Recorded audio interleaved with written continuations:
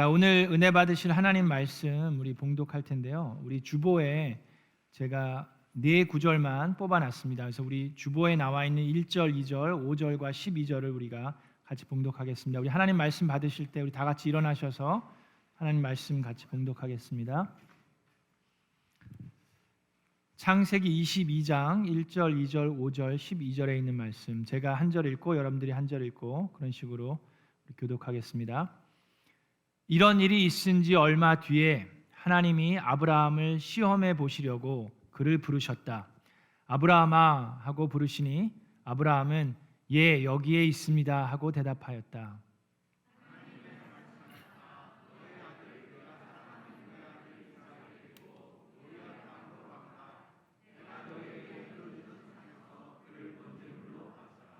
(5절) 그는 자기 종들에게 말하였다. 내가 이 아이와 저리로 가서 예배를 드리고 너희에게로 함께 돌아올 터이니 그동안 너희는 나귀와 함께 여기에서 기다리고 있거라. 천사가 말하였다. 그 아이에게 손을 대지 말아라. 그 아이에게 아무 일도 하지 말아라. 내가 너의 아들, 너의 외아들까지도 나에게 아끼지 아니하니 내가 하나님을 두려워하는 줄을 내가 이제 알았다. 아멘. 이것이 하나님의 말씀입니다. 우리 앉으시기 전에 주변에 있는 분들과 인사하겠습니다. 안녕하세요. 하늘 복 많이 받으세요. 하나님의 미라클이 됩시다. 잘 오셨습니다.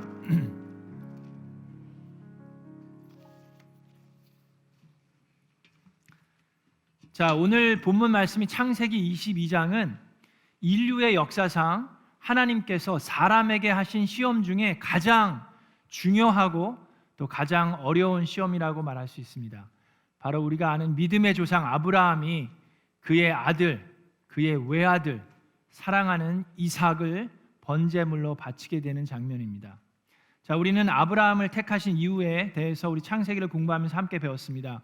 아브라함을 택하신 이유는 하나의 백성, 나라를 만드시기 위함인데 그것은 아브라함을 드러내기 위함이 아니라 하나님의 신실하심을, 하나님이 어떤 분인지를 드러내시기 위함이라고 우리는 배웠습니다. 그리고 하나님께서 맹세하시기를 아브라함을 축복함으로 인해서 온 민족이 하나님의 축복을 받게 하시겠다라고 약속하셨습니다. 자, 그래서 아브라함은 믿음의 조상이 되어야만 합니다. 아브라함은 축복을 받아야만 하고 아브라함은 성공해야만 합니다. 그래야지 하나님께서 하신 약속이 있기 때문입니다. 자, 오늘 본문 말씀, 아브라함이 그런 믿음의 조상이 될 수 있느냐 없느냐를 결정짓는 아주 중요한 시험을 보게 되는 겁니다. 여러분 대학을 입시할 때 어떻게 합니까? 시험을 보죠. 그래서 시험에서 패스를 하면 들어가는 거고 패스를 못하면 못 들어가는 겁니다. 아주 중요한 본문 말씀입니다. 아브라함이 믿음의 조상이 되느냐 되지 못하느냐 아주 중요한 테스트를 앞두고 있습니다.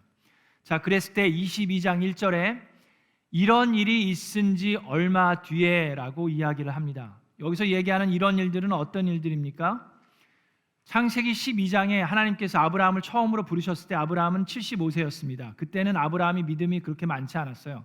그저 그때는 우상을 숭배하는 사람이었습니다. 그의 부모도 우상을 숭배하는 사람이었고, 근데 하나님께서 12장에 부르시면서 내가 너로 큰 민족을 이루겠다라고 얘기하셨고 너에게 복을 주어서 내가 너의 이름을 크게 떨치도록 하겠다라고 말씀하셨고 너는 복의 근원이 될 것이다 라고 얘기하시면서 땅에 사는 모든 민족이 너로 말미암아 복을 받을 것이다 라고 약속하셨습니다. 자, 근데 그런 것들을 아브라함 네가 그렇게 할 것이 아니라 내가 너를 그렇게 만들겠다라고 약속하셨어요. 아브라함의 모습을 보면 우리가 계속해서 지켜봤지만 그렇게 대단한 사람이 아니었습니다. 아내를 갖다가 이집트에 거의 돈 주고 팔다시피 자기 아내가 아니라고 거짓말까지 하는 모습이었는데 그럼에도 불구하고 하나님께서 그를 보호하셔서 조금씩 성숙해가는 모습을 우리는 말씀을 통해서 배웠습니다. 그래서 조카 롯이 인질로 잡혔을 때 318명의 정예 부대를 가지고 전쟁터에 나가는 그런 용감한 모습도 보여주고 있습니다. 자, 그러면서 15장에 그런 아브라함의 모습을 보면서 하나님께서 다시금 언약을 하십니다. 아브라함에게 짐승들을 잡아서 반으로 쪼개어서 몸통으로 쪼개서 두 쪽으로 서로 마주보게 놓으라고 얘기를 하십니다. 그것이 그 당시에 고대 시대에 계약을 맺을 때 주로 사용했던 방법입니다. 두 사람이 무슨 약속을 할 때 짐승들을 쪼개어서 서로 마주보게 놓고 그 짐승들 사이로 두 사람이 함께 지나갑니다. 그러면서 계약을 하는 거예요. 약속을 하는 거예요. 그래서 두 사람 중에 한 사람이라도 이 약속을 어기면 바로 그 짐승들처럼, 그 쪼개진 짐승들처럼 될지어다라는 약속을 하고 두려운 마음으로 두 사람이 함께 그 짐승들의 몸을 건너가는 겁니다. 그 길을 지나가는 건데, 창세기 15장에는 하나님과 아브라함이 그 약속을 하세요. 그런데 한쪽만 그 짐승들 사이를 지나갑니다. 누가 지나갔을까요? 하나님만 지나가십니다. 아브라함은 지금 환상을 보고 있는 거예요. 하나님께서 하나님 혼자서만 그 짐승들을 쪼개놓은, 아브라함 보고 쪼개놓으라고 했던 그 짐승들 사이를 지나가시는 것은 무슨 의미입니까? 하나님께서 확고한 약속을 아브라함에게 알려주시는 겁니다. 내가 너로 하여금 약속한 그것들을 행하게 하겠다라고 하나님께서 아브라함에게 그 약속을 보여주시는 거예요.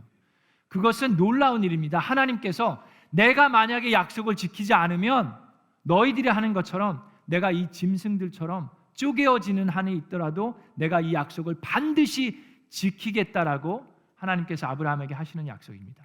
자, 그런 약속을 15장에 하셨는데, 그럼에도 불구하고 아브라함은 또 한 번 연약한 모습을 하나님께 보여드립니다. 그것이 무엇입니까? 아브라함과 세라가 마치 아담과 이브처럼 하나님께 잘못된 선택을 택합니다. 10년 정도 기다렸는데 아들이 안 생겨요. 그러니까 세라가 어떻게 합니까? 자기의 이집트 여종을 데려다가 놓고, 자, 이 여종을 통해서라도 우리는 아들을 하나 낳아봅시다. 그래갖고 하갈을 통해서 아들을 임신하게 됩니다. 하갈이, 여종이 임신을 하니까 자기 주인 세라를 우습게 깔보기 시작합니다. 그래서 세라가 막 학대를 해요. 막 이제 구박을 하죠. 그래서 여종 하갈이 임신한 몸을 가지고 도망을 갑니다. 그랬을 때 하나님께서 나타나셔서 너 지금 뭐 하고 있느냐? 그래서 나의 여주인이 하도 구박을 해서 내가 도망쳐 나왔습니다. 그랬더니 타일러서 다시금 돌아가서 세라에게 복종하면서 살아라. 네가 지금 임신 중인데 내가 아들을 주겠다라고 하나님께서 약속을 하셨습니다. 그래서 하갈이 돌아가서 아들을 낳아서 그 아들의 이름이 무엇입니까? 이스마엘이에요. 자, 이스마엘을 낳았는데, 그래서 아브라함과 세라는 그 이스마엘이 약속의 아들인 것처럼 생활을 했습니다.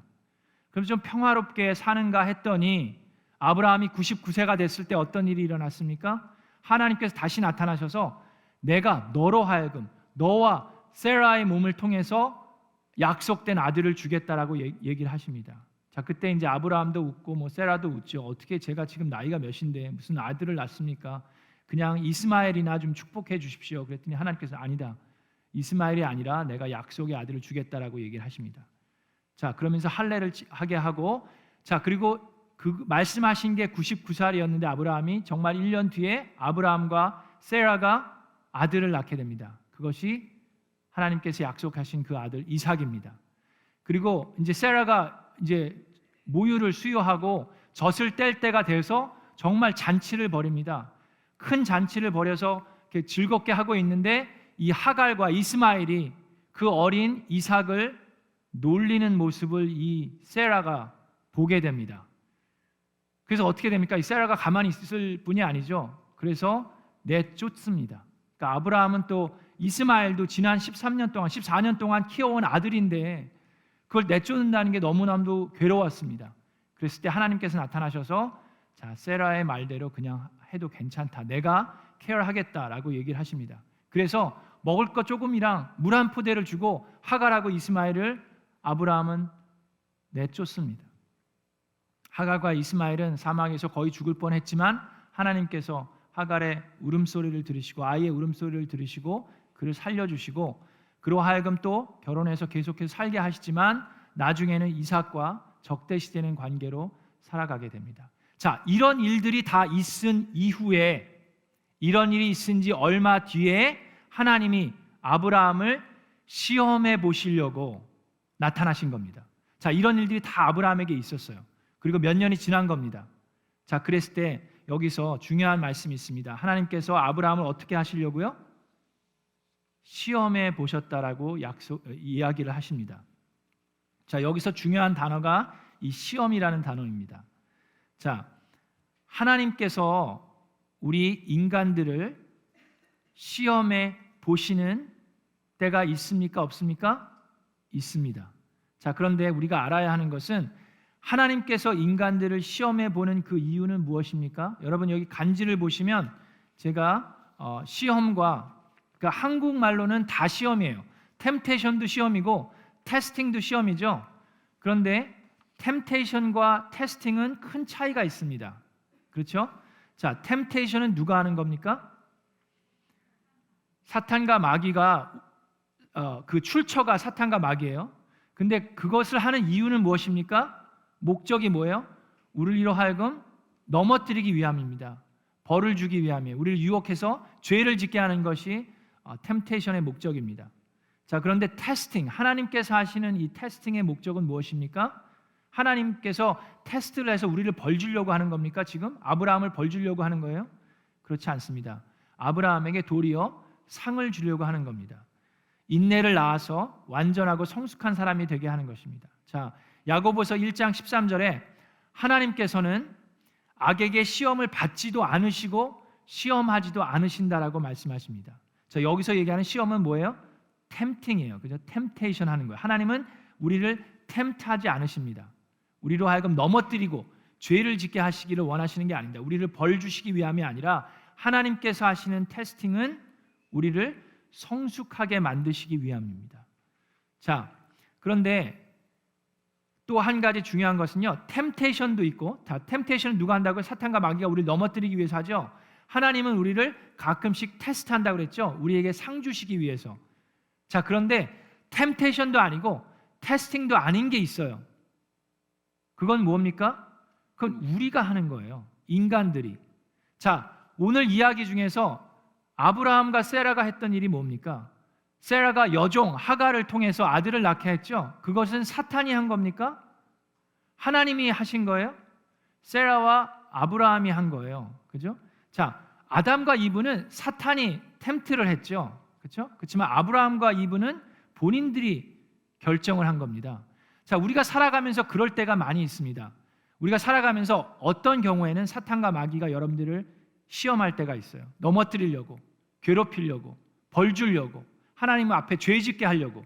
또 어떤 경우는 간혹가다 하나님께서 우리의 믿음을 더욱더 성숙하게 만드시기 위해서 테스트해 보실 때도 있습니다. 근데 대부분의 경우는 그 세 번째예요. 대부분의 경우는 우리가 우리 스스로 어떻게 좀 잘해 보려고 한다고 하는데 그러다 보니까 고난을 당하게 됩니다. 자, 그것에 대한 결과는 뭡니까? 거기에 대한 대가를 우리가 치러야 돼요. 내가 한 것에 대한 대가. 자, 여기서 중요한 질문이 있습니다. 자, 그러면 여러분들이 살아가면서 내가 지금 당하고 있는 이 시험과 고난과 어려움이 이것이 사탄으로부터 오는 템테이션인지 하나님이 나의 믿음을 성숙하기 위한 테스트를 하시는 건지 아니면 그냥 내가 좀 어떻게 해보려고 결정한 것인지 여러분 분별할 수 있습니까?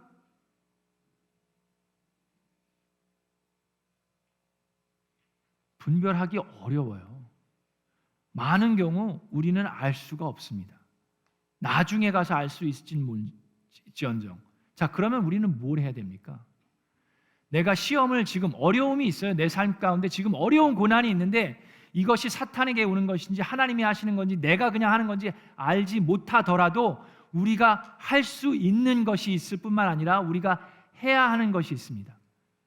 그것이 바로 로마서 8장 28절에 거기에 대한 답을 주시고 계십니다. 자, 로마서 8장 28절에 이런 말씀이 있습니다. 하나님을 사랑하는 사람들, 곧 하나님의 뜻대로 부르심을 받은 사람들에게는 모든 일이 협력해서 선을 이룬다는 것을 우리는 압니다. 자, 여기 그 말씀을 보세요. 여기서 가끔씩 때로는 어떤 일들이 협력해서 선을 이룬다고 돼 있습니까? 모든 일이 선을 이룬다고 돼 있는데 모든 일이 선을 이룰 수 있는 전제 조건은 뭐예요? 하나님을 사랑하는 사람들, 곧 하나님의 뜻대로 부르심을 받은 자에게는 나에게 어떤 일이 닥쳐도 그 모든 일들이 협력해서 선을 이룬다고 그랬어요. 자, 그래서 우리가 집중해야 되는 건 뭡니까? 내가 받고 있는 시련과 고난이 어떤 것이든 간에 내가 집중해야 되는 것은 내가 하나님을 사랑하는가, 내가 하나님의 그 선하신 부르심에 순종하는 삶을 살고 있는가, 그 두 가지만 집중하면 됩니다. 그러면 내가 받고 있는 고난과 그 시련이 어떤 것이든 간에 누구에서 왔던 간에 모든 것이 협력하여 선을 이루게 되는 줄로 믿습니다. 자, 하나님께서는 이렇게 아브라함에게 나타나셔서 시험을 해보셨습니다. 자, 그랬을 때 2절에 또 중요한 말씀이 있습니다. 하나님이 말씀하십니다.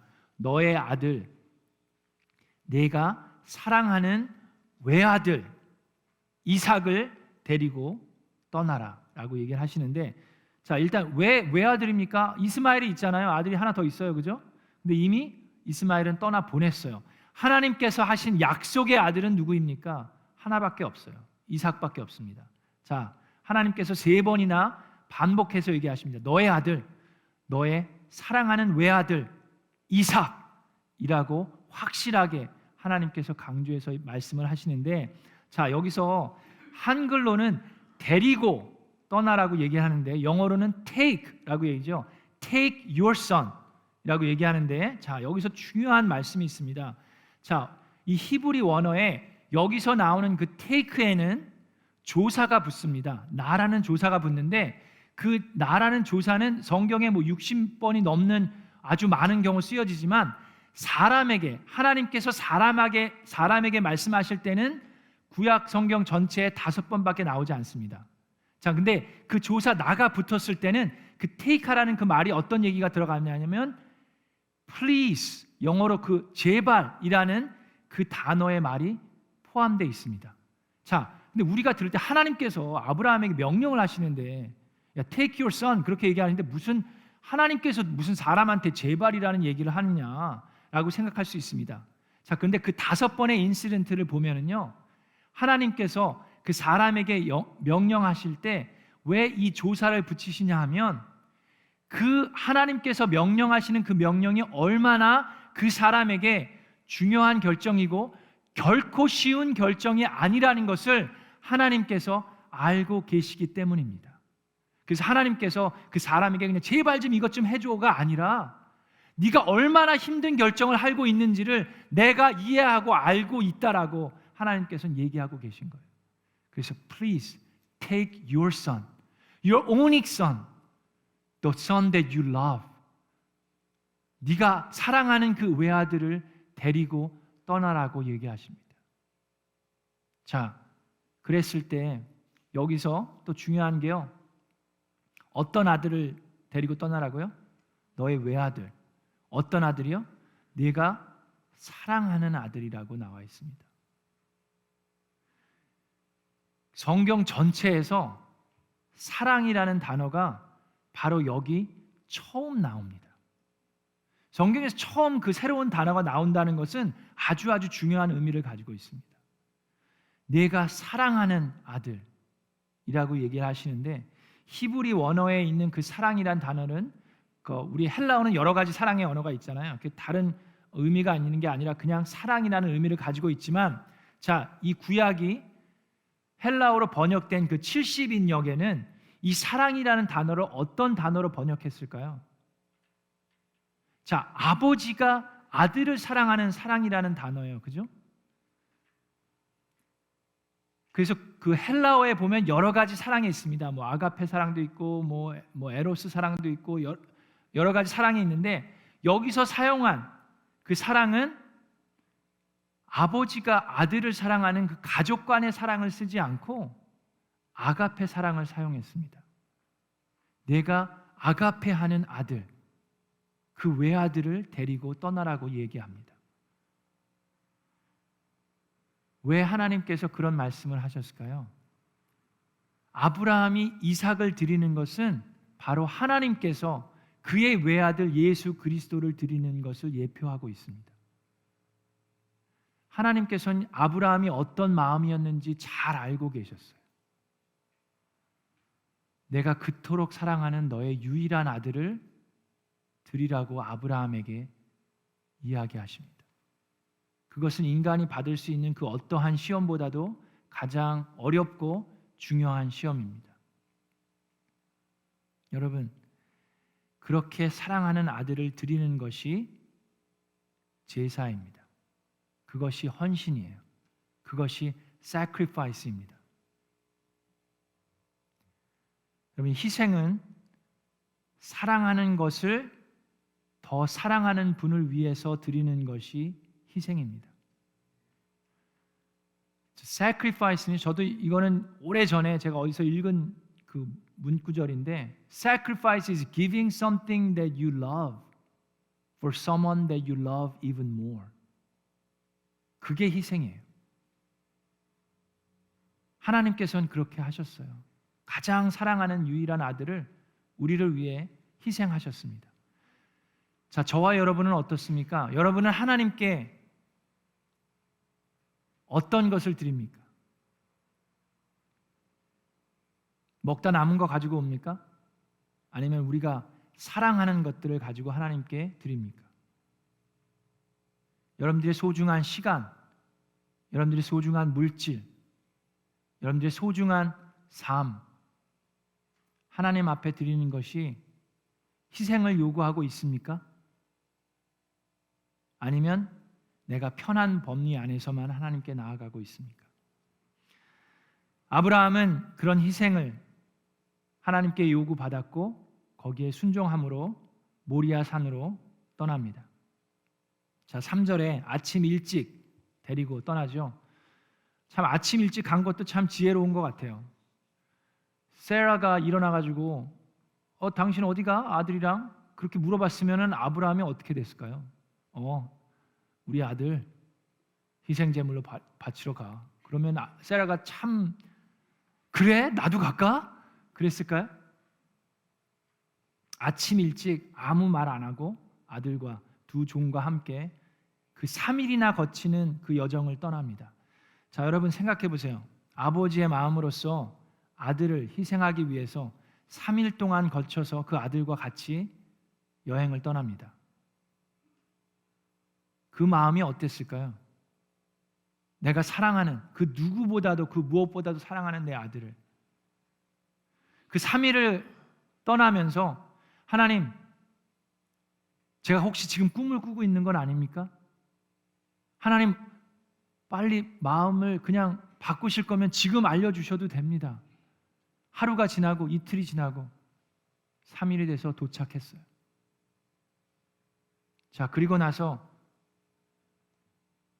종들에게 5절에 이야기합니다. 자, 그는 자기 종들에게 말하였다. 내가 이 아이와 저리로 가서 예배를 드리고 너희에게로 함께 돌아올 터이니 그동안 너희는 나귀와 함께 여기에서 기다리고 있거라. 함께 돌아온다라고 얘기했어요. 그럼 아브라함은 그때 마음이 바뀌었습니까? 나는 이 아이들을 죽이지 않겠다라고 얘기하는 걸까요? 히브리서에 그 답이 나옵니다.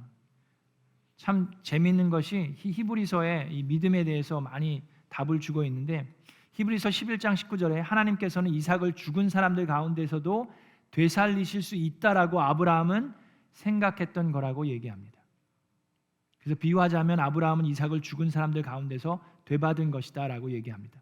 아브라함에게는 하나님의 약속의 말씀을 믿었어요. 하나님께서 그 동물 짐승들을 쪼개놓고 하나님께서 하신 그 약속을 믿었습니다.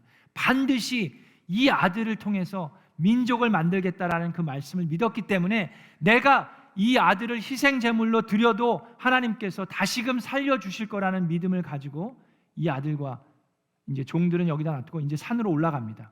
산으로 올라가면서 아들에게 아들을 희생제물로 바칠 장작을 그 아들에게 줍니다. 그리고 아들과 같이 올라가요. 올라가는데 이때 이 이삭은 나이가 얼마나 됐을까요? 신학자들이 나이가 15, 6세에서 37세 정도 그 중간이라고 얘기합니다. 37세라고 생각하는 것은 그 세라가 127살 때 죽는데 아직 죽기 전이기 때문에 37살보다는 젊었어요.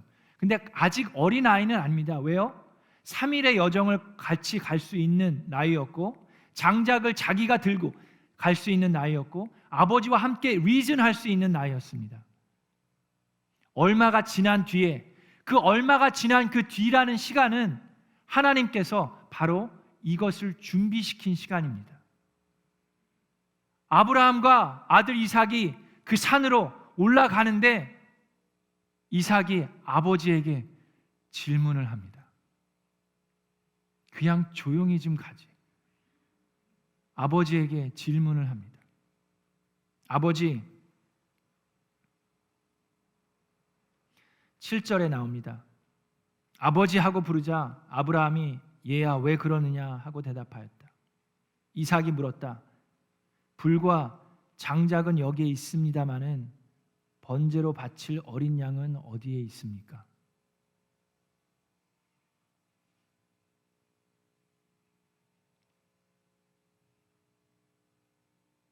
아브라함이 대답을 합니다. 그때 아버지 마음이 어땠을까요?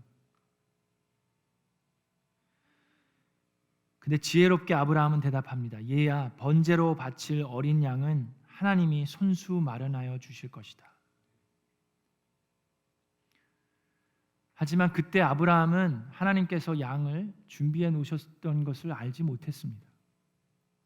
그리고 아브라함은 그 아들을 거기에 제단을 쌓고 제단 위에 장작을 펼쳐놓고 그런 다음에 제 자식 이삭을 묶어서 제단 장작 위에 올려놓습니다. 그리고 아들을 잡으려고 칼을 들었을 때 하나님께서 멈추십니다. 그리고 이야기하십니다. Now I know. 12절에 그 아이에게 손을 대지 말아라. 그 아이에게 아무 일도 하지 말아라.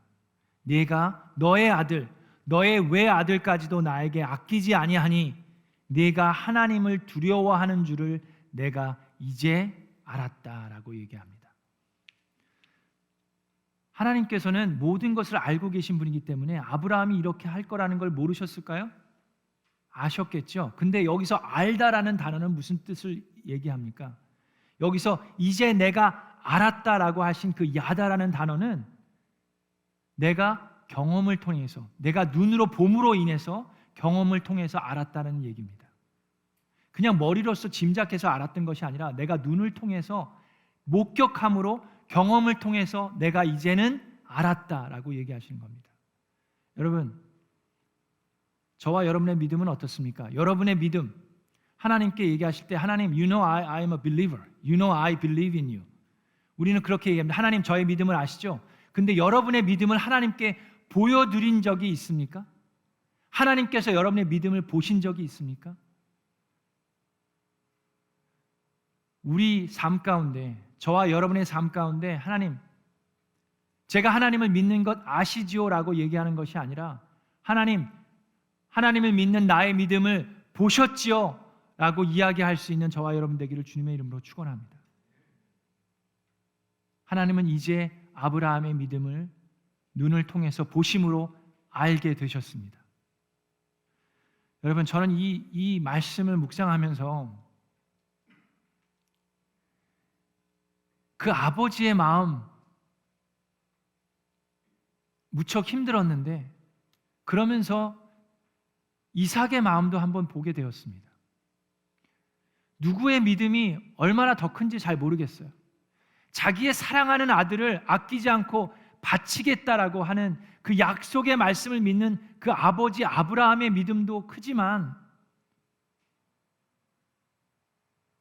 자기를 묶어서 죽이려고 하는 그 아버지를 바라보면서도 불구하고 가만히 있는 그 이삭의 믿음도 대단하다는 생각이 들었습니다.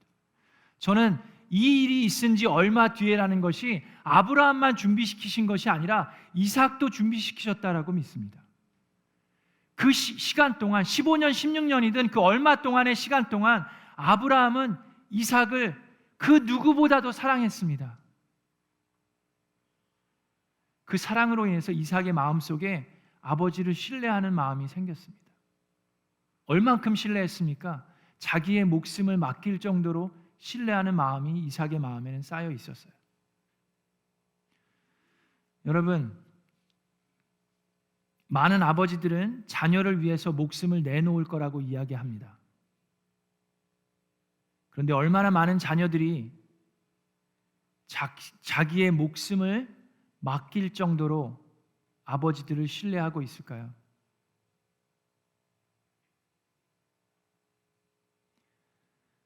감사하게도 하나님께서는 우리에게 우리 자녀들을 희생하라고 하지 않으시고 사랑하라고 얘기하셨습니다. 아버지로서의 책임을 다해서 하나님의 사랑으로 자녀들을 사랑해서 우리 자녀들이 저와 여러분을 자기의 목숨까지 맡길 수 있을 정도로 신뢰하게 되기를 주님의 이름으로 축원합니다. 그렇게 될 때에 우리의 하나님이 우리 자녀들의 하나님이 될 수 있는 줄로 믿습니다. 하나님께서 모세에게 나타나셨을 때 본인을 설명하면서 나는 너의 조상의 하나님, 아브라함의 하나님, 이삭의 하나님, 야곱의 하나님이다라고 얘기하셨는데 어떻게 그렇게 될 수 있었을까요? 바로 그것이 오늘 본문에 나와 있는 이야기입니다. 그렇게 될 수 있었던 이유는 아브라함이 하나님의 말씀을 믿었기 때문입니다. 얼만큼 믿었습니까? 유일하게 사랑하는 아들을 희생할 수 있을 정도로 믿었습니다. 그리고 그 아브라함은 아들을 사랑했습니다. 얼만큼 사랑했습니까? 그 아들이 자기의 목숨을 맡길 정도로 신뢰가 쌓일 정도로 아버지는 그 아들을 사랑해 주었습니다. 우리 미라클랜드에 계신 우리 부모님들이 그런 부모님이 되기를 간절히 소원합니다. 그리할 때 여러분의 하나님이 여러분의 자녀의 하나님이 될 줄로 믿습니다.